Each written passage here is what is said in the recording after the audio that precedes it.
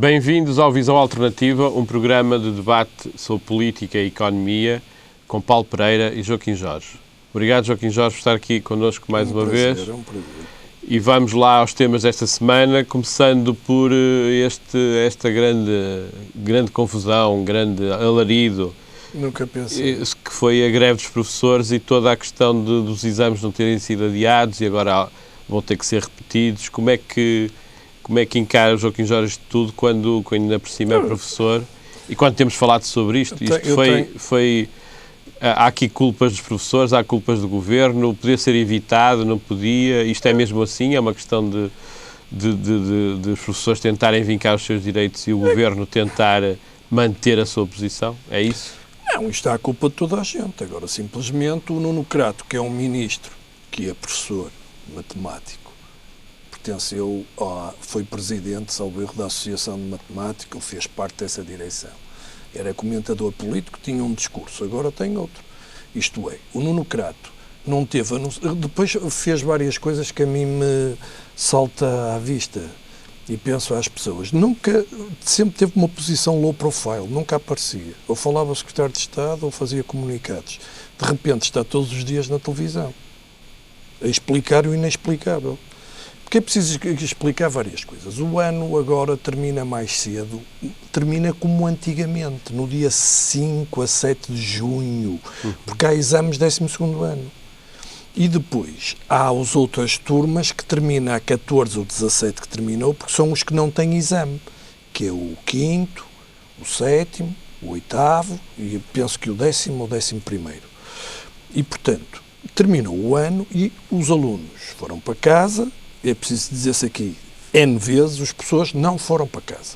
Que é uma ideia que os alunos vão para casa, os professores vão para casa. Portanto, há as avaliações. E este ano, eu acho que o Nuno Crato cometeu vários erros, fez um erro de cálculo, é nunca pensar, até eu, nunca pensei que os professores chegassem a esta luta, porque realmente estão desesperados. O que é que fizeram? Com a experiência dos anos, é preciso que se explique. Há uma reunião de avaliação. O aluno tem uma nota que é a nota interna da avaliação ao longo do ano e tem uma nota externa, entre comas, que é o exame. Exato. O exame nunca pode ser lançado quando a nota interna não existe. Pronto. Depois, há outro problema. Como as avaliações bastava um professor faltar, eram remarcadas 48 horas, há sítios que não há nota final, não é? Isto é exausto para um professor. Vai lá de manhã às 8h30, 10, não é?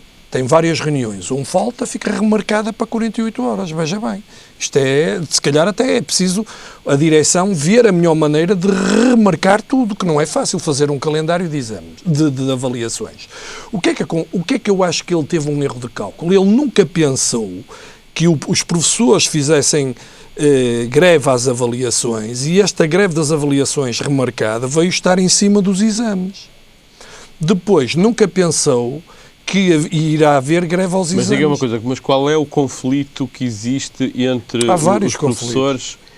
Quais são as principais questões que estavam em causa para esta greve? Não, o que está em causa já está há muito tempo, desde 2005, na era Sócrates e da Maria de Lourdes Rodrigues. Os professores passaram a ser espezinhados, mal vistos, maltratados, chegavam ao ponto de colocar nos jornais o vencimento do professor ilíquido, mas de topo de carreira, não é? Pensam que os professores ganham muito e, como sabe, os portugueses são muito invejosos e raivosos. Portanto, acham que ganham muito dinheiro e não é nada disso. Ganha muito mais um médico, ganha muito mais um juiz, ganha muito mais um militar, ganha muito mais um enfermeiro que acumula. Portanto, o professor foi perdendo direitos tendo em conta da sua especificidade. Não é querer ser mais que os outros. Nenhum professor aguenta trabalhar 40 horas. Claro. Era preferível dizer, o senhor mantém as 22 e completa as 40 dentro da sua atividade, aqui na escola ou em casa. É ou não é? Eu demoro muito mais tempo a corrigir textos ou a fazer uma coisa do que antigamente, mas pronto. Depois, é a chamada mobilidade geográfica, que é eu ser empregado do Paulo Pereira. O Paulo Pereira pode-me deslocar para Viana ou para Faro, mas tem que me dar condições, ajudas de custo, qualquer coisa. Um professor não tem nada disso. Exato. Que a mobilidade geográfica não tem nada a ver com a mobilidade especial. Eu acho que houve aqui uma falta de diálogo e tratar isto pela peneira, assim, de ânimo leve, fazendo os professores capachos, Manguelas, alvos a bater, isso irrita-me muito. Depois, o que é que aconteceu? Houve a greve e pronto, e depois isto realmente tem descambado um bocado, porque o Ministro, ao manter a greve no dia 17, o exame no dia 17, e os sindicatos manterem a greve, isto extremou-se. Claro. Depois houve o problema dos serviços mínimos, que passaram a serviços máximos. Sim. Não haver um exame não morre ninguém, e eu e você fizemos exames na segunda época, verdade ou não? Sim. E na época de setembro, não é? Isto aqui extremou-se, e o que é que acontece? O Crato, e muito bem, usou as armas que tem, que é convocar todos os professores. Claro. Portanto, vamos ver aqui o revés da medalha. A luta, para mim, está a 1-1, que é a avaliação, basta faltar um professor, estão lá 10, não há avaliação. Agora convocou 100 e tal mil professores, basta 10 mil para haver avaliação. Exames. O que é que aconteceu nos exames? A maioria dos exames foram feitos no privado. Que depois isto entronca com o Miguel Sousa Tavares, não é? Convocou toda a gente e obrigou os diretores, que depois os diretores que estão, eu acho imensa piada, um diretor de uma escola é escolhido pelos professores e depois chega lá, em vez de defender os direitos dos professores, passa a defender as costas dele e do governo. Bem, então não percebo muito bem que democracia é esta. Então, no fundo, é um comissário político. Mais valia ser nomeado pelo partido ou, salvo seja, pelo governo ou outra coisa qualquer. Claro. O que é que acontece? Usando estas armas, os diretores, o que é que aconteceu? Houve várias irregularidades, houve 20 e tal mil alunos que não fizeram, não é? Fizeram o resto, e houve várias irregularidades, porque sabe que num exame, eu já estive a tomar conta, é terrível. O senhor, se vier à casa de banho, já não pode voltar a entrar. Tem que ir para uma sala isolada, porque já teve acesso e podia dizer a alguém, está a ver? É um rigor até excessivo que eu acho. De um lado, nesta fila tem um teste A e nesta um B. As perguntas são diferentes. O que é que acontece? Os telemóveis tocaram em várias salas de exame, alguns estavam na posse dos professores vigilantes, isso não pode acontecer. As regras de exame determinam que a posse de telemóvel implica a anulação da prova, veja bem. Ocupações. Houve alunos que invadiram as salas onde estavam a decorrer exames e que viram um enunciado voltando a sair de seguida. Isto não é permitido, não é? Portas fechadas. Quando é um exame, a porta está aberta, porque pode vir o júri ou alguém, não é? Depois, horários desrespeitados. Em várias escolas houve salas em que o exame começou depois das 9h30. Exames em ginásios e refeitórios. Não sei se sabe que não podem estar mais de 30. Então, eu compreendo as pessoas dos exames para tentar fazer os exames e agradar ao governo. Há relatos de alunos concentrados em ginásios ou refeitórios quando o máximo por sala não pode exceder os 15. Olha, eu até pensei que era... E um por carteira. Protestos em escolas invadidas por alunos que não realizaram exames, que estavam a fazer a prova, foram obrigados a prosseguir apesar das canções e dos protestos. Houve uns que a polícia teve à porta, está a ver? A vigilância, estiveram na vigilância pessoas que não eram professores. Um professor primário não pode estar a vigiar um exame secundário. Depois, outra coisa que é elementar, meu caro Watson, um professor de português não pode estar a vigiar um exame de português. E também há casos em pessoas de família, tios, primos, já viu isso? Portanto, mas a opinião de Joaquim Jorge, como é que se deveria resolver a situação neste momento? Qual seria, se o Joaquim Jorge fosse ministro, como é que resolvia isto? Bem, eu vou dizer agora uma coisa que parece sacrilégio, mas eu não me importo, que vão-me insultar e não sei o que mais. Se o Relvas estivesse no governo, aquilo que eu chamo o bombeiro operacional, não estamos a falar da licenciatura, ele resolvia isto. Mas qual? Puxava pelo telefone e falava com o ministro e tentava-se arranjar aqui uma solução. Aliás, o Relvas faz falta ao governo, que o governo está em cacos. Há de reparar que ele resolveu alguns problemas. Sim, mas qual é a sua posição, Joaquim Jorge?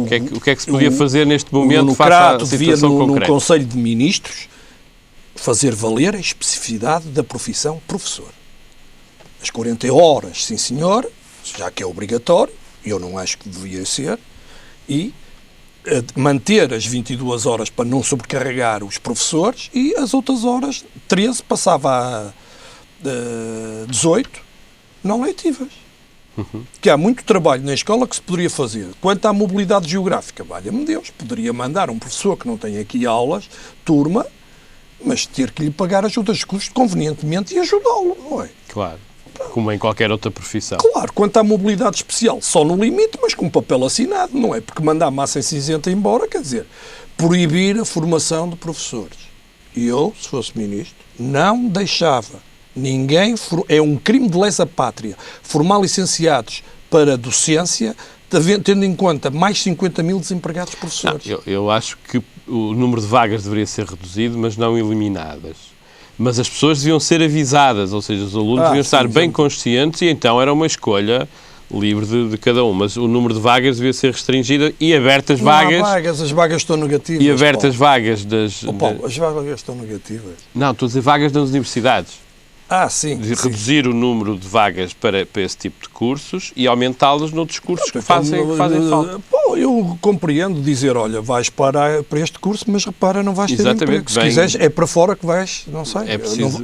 eu por mim, não te aconselhava É um desperdício, claro, de dinheiros públicos. Deviam ser aplicados em cursos onde há falta de E eu, se fosse ministro, tentava negociar com a Segurança Social uma pré-reforma para os professores mais velhos. Mas o que continuo a dizer é que, e que eu já tentei até na própria jantar que eu vou no Clube dos Pensadores, no jantar, não, a sessão dos Clubes Pensadores com o Miguel Sousa Tavares, continua-se a dizer... O jantar que você teve no jantar. E também. Que, portanto, os professores ganham muito e gastamos muito dinheiro com a educação. Quando nós somos dos países da União Europeia que gastamos menos dinheiro com a educação. E, por outro lado, o número de professores está um bocadinho acima da média, mas mesmo assim, média por aluno, mas o que acontece é que temos turmas com imensos alunos, com 28, 29 e 30 alunos, quando, nas condições atuais, de falta de disciplina e de falta de base dos alunos, devemos ter turmas no máximo de 22 alunos. Portanto, como é que os professores também não conseguem, os sindicatos não conseguem passar esta mensagem? Não, o problema é que os sindicatos, a ideia do Mário Nogueira é que é um comunista, não sei o quê, mas o Mário Nogueira é preciso que se diga, os sindicatos em democracia existem para defender os interesses ou representar... Os interesses dessa classe profissional. Há 2, 3 anos não representarem e houve vários movimentos de professores que passaram à frente dos sindicatos. Eu acho que aí o Mário Nogueira e os outros arredaram o pé e perceberam. Certo ou não? Como a democracia, os partidos têm que conseguem, mas eu digo que não conseguem fazer passar esta mensagem de que aquilo que eu percebo é porque as pessoas continuam a insistir numa ideia errada de que gastamos muito dinheiro na educação quando gastamos pouco. Sim, mas quem começou com isso é muito difícil de acabar com isso, foi o Sócrates. Porque começou já com o tempo do Sócrates e depois propagou. O ambiente numa escola depois do Sócrates é de cortar à faca, é ver quem é melhor, a competição, a meritocracia, como se lidar com alunos fosse uma coisa viável em número, não é? Repare, deixa-me só dizer uma coisa. Aquelas fichas de avaliação enormes, não é? Veja bem, não sei se ainda existem, mas na altura... Um professor, os alunos que não foram agora a exame, quem fez, acha que os outros tiveram mais 15 dias de preparação. Veja bem o que é lidar com pessoas. Claro, é complexo. Se anulasse agora o teste, eu estive aqui a fazer um levantamento, o que é que as pessoas podiam dizer? Vão prejudicar os alunos. Se pedirem a anulação da prova de português, prejudicamos os alunos a quem correu bem. Se o não fizermos, estes são prejudicados porque os outros vão ter mais 15 dias para estudar.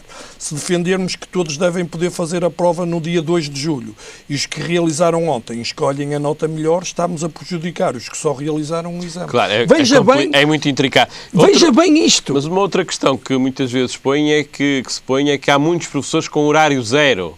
E que por isso não estão lá a fazer nada. O horário zero é um nome... Mas aparentemente o número de pessoas com horário zero neste momento é à volta de... É culpa do Ministério. Mas isso é culpa do Ministério. Não, porque as pessoas... Não é culpa dos professores. Não, o Miguel Sousa Tavares, eu dou-me bem com ele diz que não tem nada contra as pessoas, mas eu nem sempre estou de acordo com ele, respeito. Mas ele continua a insistir muito nessa Ele achava tecla. há uns anos atrás que ia levar o filho, ia pelo ar de carro e depois chegava lá ao Liceu Camões e que não tinha aulas. Pois não, porque o professor tem direito a faltar, como tem um juiz, como ele tem o direito a faltar, como o seu tem direito, e eu tenho direito a faltar. Simplesmente um professor tem um problema gravíssimo, que é a imagem, o que é? Faltando um professor, 5 turmas de 150 alunos, de 30 alunos. 30 alunos, sabem 150. Sabe a escola toda, são 2.000. Sabe o pai, a mãe, a avó do aluno. Propaga-se muito.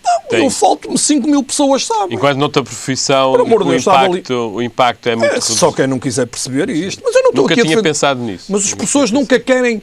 Eu reparo, o professor tem direito a faltar como aos outros e numa escola de bem, numa sociedade evoluída, há um professor de substituição. Exatamente. Que se criou há pouco tempo.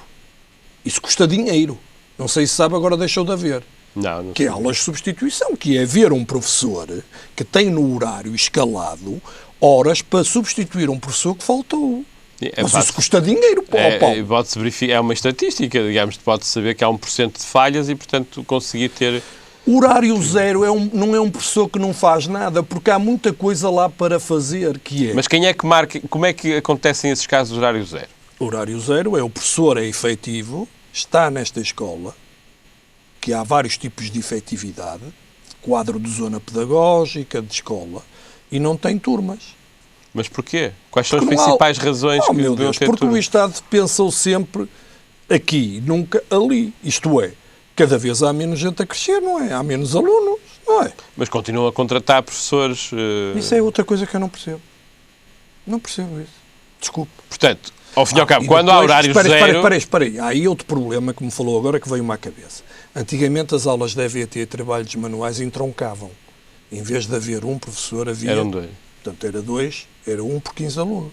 Se passou a haver 1, vai haver desemprego.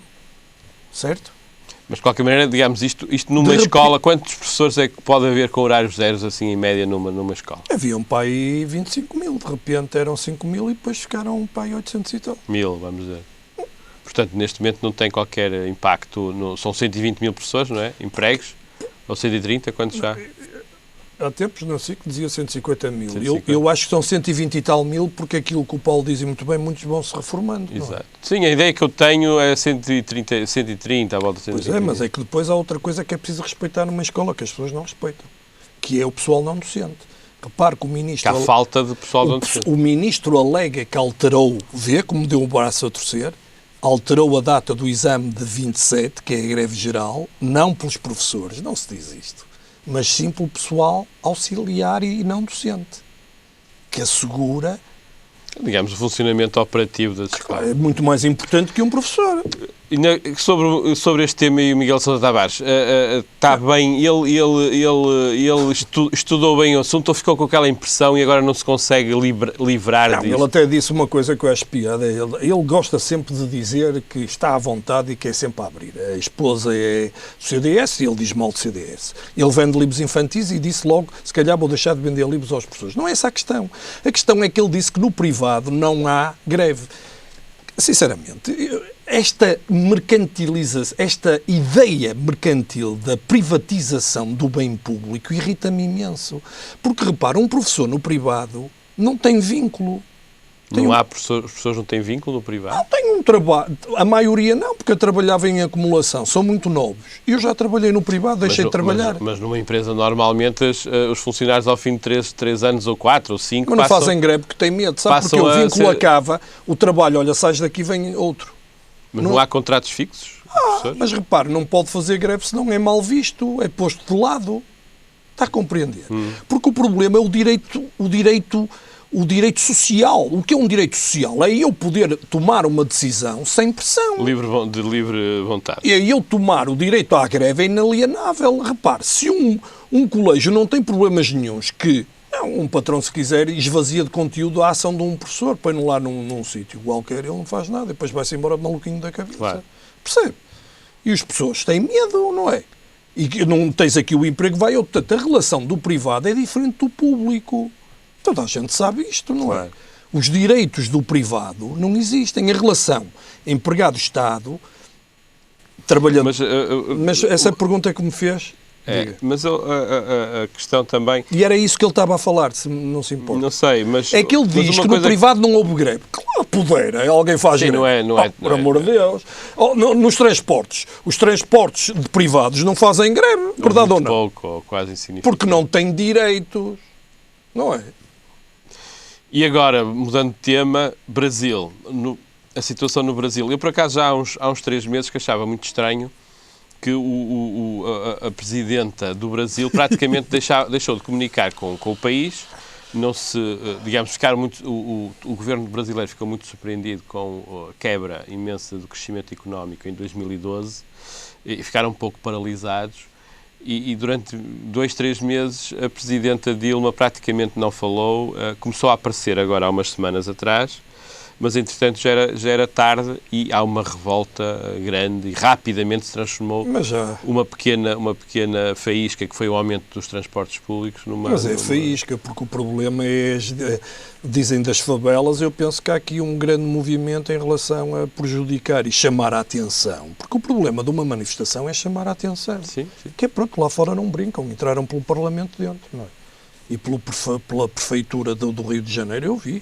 Sim. Não estou a dizer que concordo com isso agora. O problema é que, ao fazerem isso, é tanta gente e não controlaram. Simplesmente a Presidente Dilma Rousseff, o que é que fez? Inteligentemente, olha, falou com o Lula, pronto, e já não há aumentos de tarifas, transportes, e recuou para perceber o que se passa, que é o que qualquer país deve fazer, qualquer governo inteligente, não é?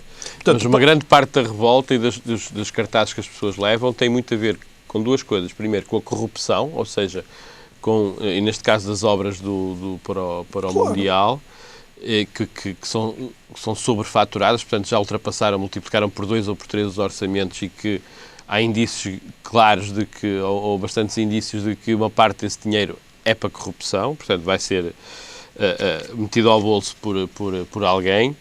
E, por outro lado, também há uma situação que já se vinha acumulando, que eu sentia quando ia ao Brasil, que é o descontentamento pelo sistema de saúde público. Sim, eu vi um que cartaz. É muito mau, e tem vindo a piorar. Sim, há um cartaz lindíssimo, se queres levar o teu filho, tratar o teu filho, vai ao estádio.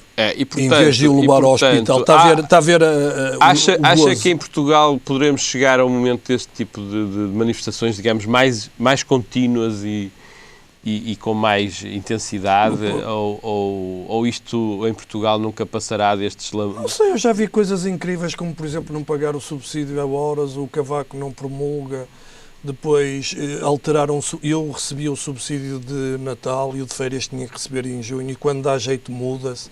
Não há Estado de Direito, isto é o Estado do que eles querem, percebe?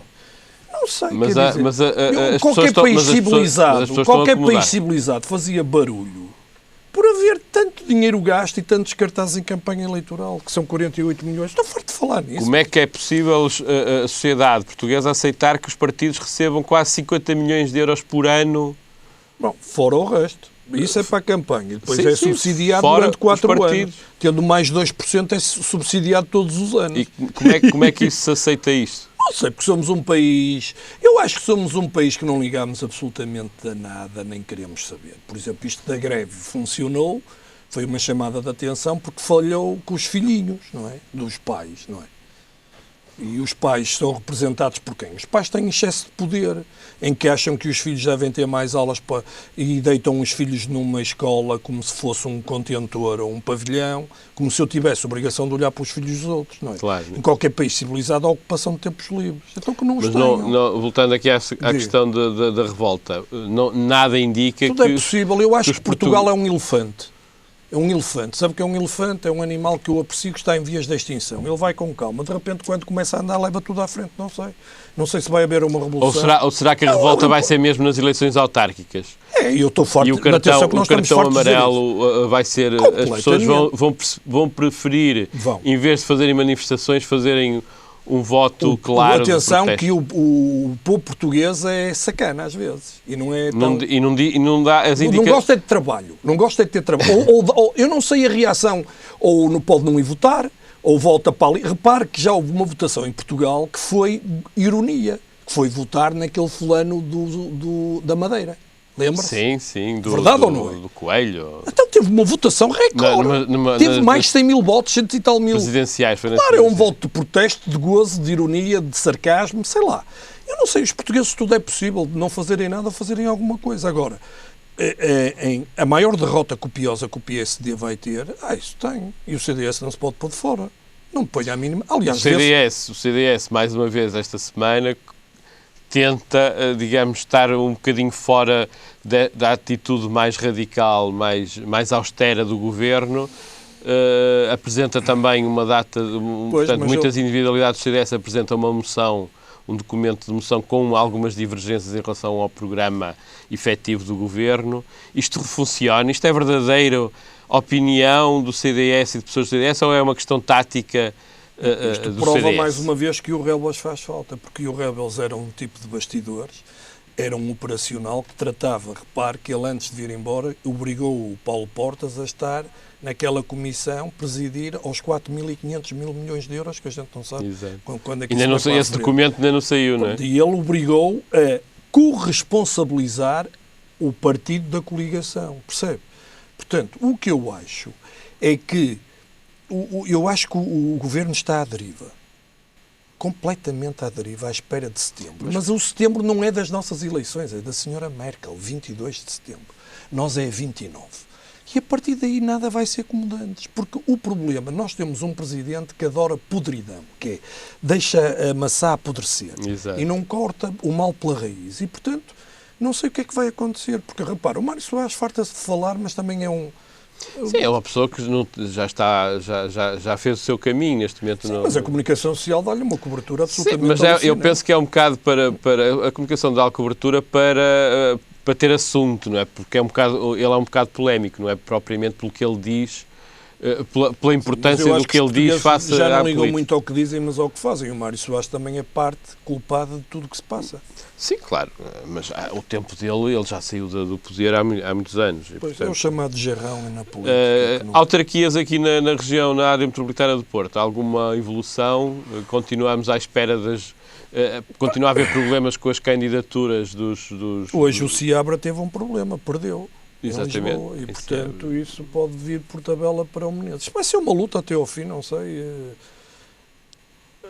Eu acho que as autarquias... É assim, por exemplo, no Porto, o JN tem dado bastante cobertura e acho que o Menezes tem tido excelentes ideias, mas erra por uma coisa. Não pode estar constantemente a dar as ideias, porque depois os outros aparecem no jornal, não é com ideias, é a contestar a ideia dele. Ora bolas, isto é. O Menezes deve dizer, as outras candidaturas andam a reboque de mim. Ele fala no bolhão e um diz assim, um diz universitários, outro diz que o estacionamento deve estar noutro sítio. Está a ver? Claro. Olha, sabe uma coisa que eu gostava que se arranjasse no Porto? Que nunca falam nisso, se calhar custa muito dinheiro. Havia de circunvalação. Essa estrada está como sempre esteve. Sim, há 50 anos. Eu sei que ela às vezes entra para o Porto, outras vezes entra para o lado. Por exemplo, se fosse no Porto... Em relação às candidaturas em Gaia também, alguma... Portanto, tem-se mantido o Eduardo Vítor Rodrigues deu duas ideias boas, que é o preço da água é muito caro. Eu acho que o Eduardo Vítor Rodrigues... É assim, eu acho imensa piada em Gaia. Houve agora uma festa da cereja em Rebordosa. Não é Rebordosa, é assim uma zona que eu não sei agora o nome, com todo o respeito. E as pessoas criticaram imensos políticos porque nunca lá vão. Então foram para lá intrometer-se na festa das pessoas. É pena não irem sempre. Um político que se quer ir a essa festa vai naturalmente, não é? Claro. Não é cheio de salamaleques. Quer dizer, isto não acha que isso está ultrapassado? Parece o regime feudal. Que saíram do... Mas, de qualquer maneira, eu penso que uma das coisas boas nestas autarquias e dessas candidaturas independentes é que, pelo menos aqui na área metropolitana do Porto, eu sinto que as pessoas estão muito mais atentas e mais envolvimento do cidadão normal nas eleições e mais atenção. Sim, mas a maioria das candidaturas independentes, como deve calcular, são pessoas zangadas com os partidos. Sim, mas tem legitimidade e tem aquilo que eu vejo é que tem a sua utilidade. Claro, acho, é verdade. Acho que esta é uma altura... é uma forma muito mais... Uma delas é em Matosinhos, que o Guilherme Pinto passa do PS para independente e arrasa. Aparentemente está bem colocado. E é isto. Por hoje acabamos. Até à próxima semana.